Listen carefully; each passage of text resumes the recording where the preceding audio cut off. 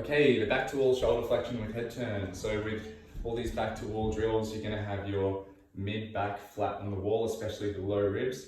It's okay if there's a tiny gap in your lumbar spine, or you could flatten that too, but this isn't about setting up with a tucked pelvis, it's about feeling a neutral rib cage, okay?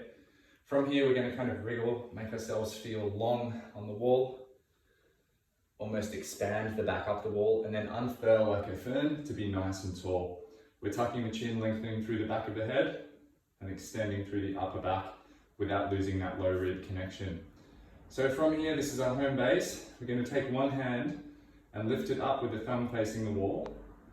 This hand's going to be up at about 135 degrees, so it's not completely overhead. It's not out to the side either. This exercise is going to challenge you in your shoulder mobility, and you're going to have to keep your back on the wall as it is when you start. So we're going to go as far up as we can without compromising that. You might not even touch to start with, that's okay, because this is a true reflection of your shoulder range as opposed to kind of cheating. So from here, reaching up, lengthening the arm, straight elbow, keeping this neutral, reaching towards the wall, feeling the posterior or back of the shoulder working. We're just going to hold this position, take a couple breaths to set up, and then we're going to look to one side, hold for a second or two, look to the other side, hold for a second or two.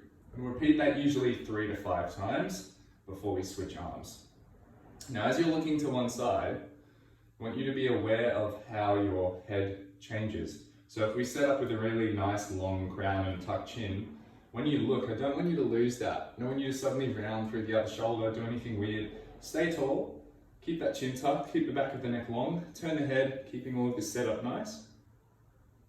And then just feel any stretches that you're aware of, any tissues that need to release, where the activity is happening from this shoulder as well.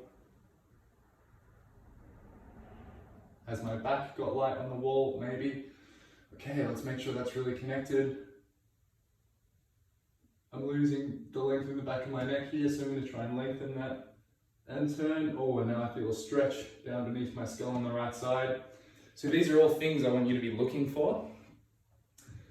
3 to 5 reps, switch sides, do the same thing. It's going to free up this whole area of muscles from the base of the skull and the neck down to the traps, down between the shoulder blades, and it's going to teach you really good movement through this area. It's great if you have shoulder or neck issues.